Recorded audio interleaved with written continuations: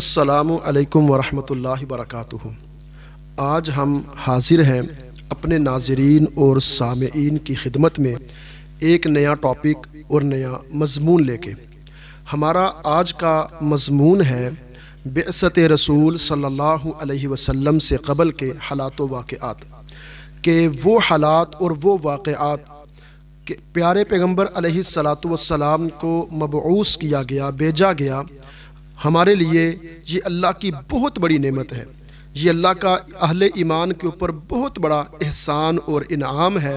جس کا ذکر اللہ سبحانہ و تعالی نے قرآن مجید میں بیان فرمایا ہے۔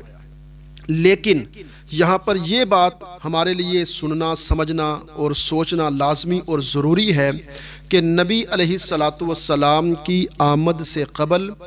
حالات و واقعات کیا تھے، عقائد کیا تھے، نظریات کیا تھے، کیونکہ اللہ سبحانہ و تعالی خود قرآن مجید فرقان حمید میں اس بات کی وضاحت فرماتے ہیں وَإِن كَانُوا مِن قَبْلُ لَفِي ضَلَالٍ مُبِينٍ، کہ بے شک وہ لوگ واضح اور کھلی گمراہی کے اندر پھنسے ہوئے تھے۔ تو ان حالات میں اللہ سبحانہ و تعالی نے پیارے پیغمبر علیہ الصلاۃ والسلام کو دین اسلام جیسی عظیم نعمت عطا فرما کے بھیجا۔ پہلے جو عقائد و نظریات تھے آج ہم اس کے اوپر بات کریں گے، کیونکہ اللہ سبحانہ و تعالی نے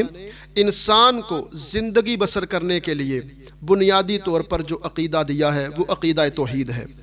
اللہ سبحانہ و تعالی اپنی ذات، صفات اور حقوق میں یکتا ہیں، تنہا ہیں، آپ کا کوئی شریک و ہمسر نہیں ہے۔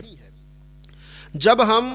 پہلے کے حالات و واقعات کا جائزہ لیتے ہیں تو ہمیں نظر آتا ہے کہ عرب کے جو عام حالات تھے وہ دین ابراہیم کے اوپر چل رہے تھے۔ یہ لوگ دین ابراہیم کے اوپر کاربند تھے، توحید والے تھے، سنت والے تھے، ابراہیم علیہ الصلاۃ والسلام کے پیروکار تھے،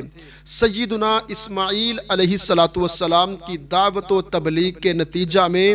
یہ دین ابراہیم کے اوپر زندگی بسر کر رہے تھے۔ لیکن وقت گزرنے کے ساتھ ساتھ، حالات بدلنے کے ساتھ ساتھ نئے رسم و رواج نے جنم لیا، اور پھر ایک وقت آیا بنو خزاعہ قبیلہ کا سردار عمر بن لوحی نامی شخص، جو اپنی نیکوکاری کی وجہ سے، اپنی سخاوتوں کی وجہ سے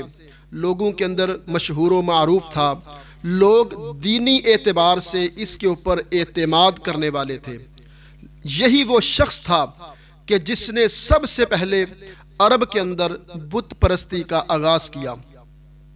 جس کو فضیلۃ الشیخ صفی الرحمن مبارک پوری رحمہ اللہ تعالی نے اپنی کتاب الرحیق المختوم کے اندر ذکر فرمایا ہے۔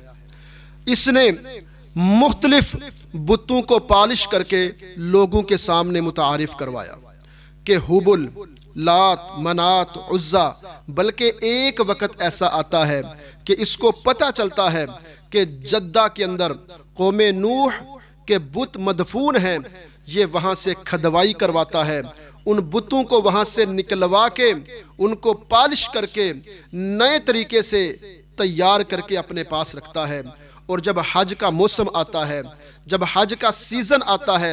مختلف قبائل سے لوگ حج کرنے کے لیے آئے ہوئے تھے،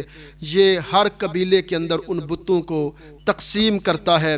جہاں پر لوگوں کے پاس حبل کا بت آیا، لات، منات، عزا کا بت آیا، وہاں پر پھر قوم نوح کے بت ود، سوا، یغوث، یعوق، نصر، ان کو بھی لوگوں کے اندر تقسیم کیا گیا۔ اور پھر وقت گزرنے کے ساتھ ساتھ عرب کے اندر ہر قبیلے کا اپنا بت تھا، ہر گھر کا اپنا بت تھا، ہر فیملی کا اپنا بت تھا، بلکہ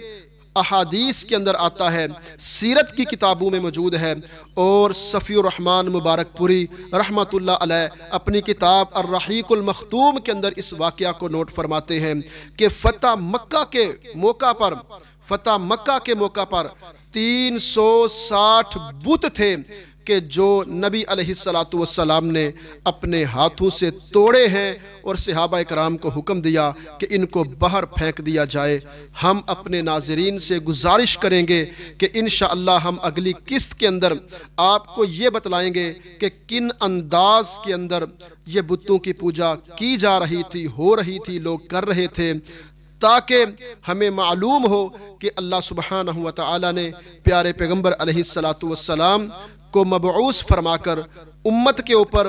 انسانوں کے اوپر اور خصوصاً اہل ایمان کے اوپر کتنا بڑا احسان فرمایا ہے۔ السلام علیکم ورحمۃ اللہ۔